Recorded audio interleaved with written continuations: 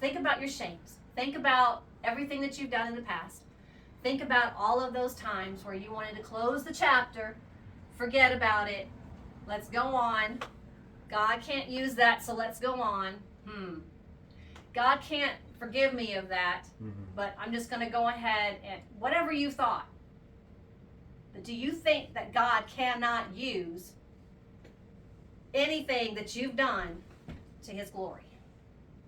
Well, if you think that God can't use you for his glory, that ain't right. Amen? That ain't right, because he can and he will, and he probably already has. And you probably don't even know how he's used your past for his glory. Amen. See, God can magnify our lives in several different ways. And let's think about how he can hone in. And what if he used a magnifying glass? What if he used a magnifying glass on one specific little thing that you did in the past? What is he going to see? What is he going to see? What are you ashamed of him seeing? He's already seen it. You know he's already seen it. And you know you've already hopefully repented of that and walked through it with his guidance and being obedient to him as he walked you through that.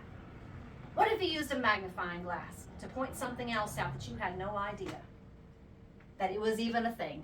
It doesn't matter who you are, what you've done, God can use it for his glory. Amen.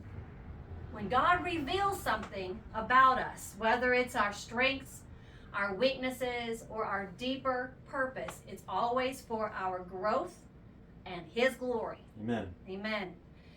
There's no need for shame because his plan is filled with grace, love, and redemption. Where God brought healing and restoration, forgiveness, mercy, and grace to those who had wronged him or disobeyed him.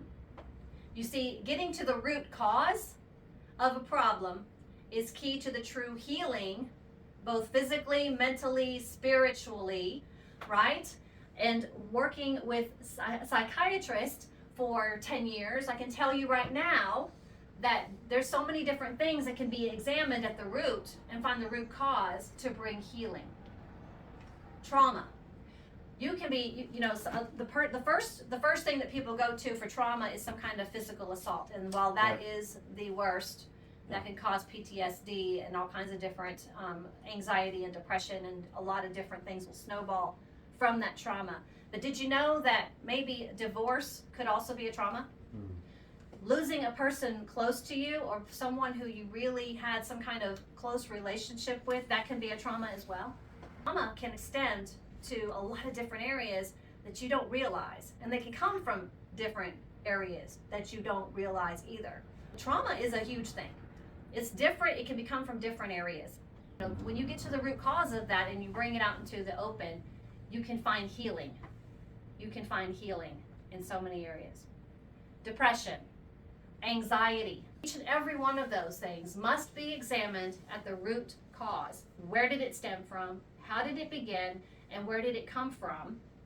So that you can actually address it and walk through it and heal from it. Amen? Amen. Don't be ashamed of where you've been.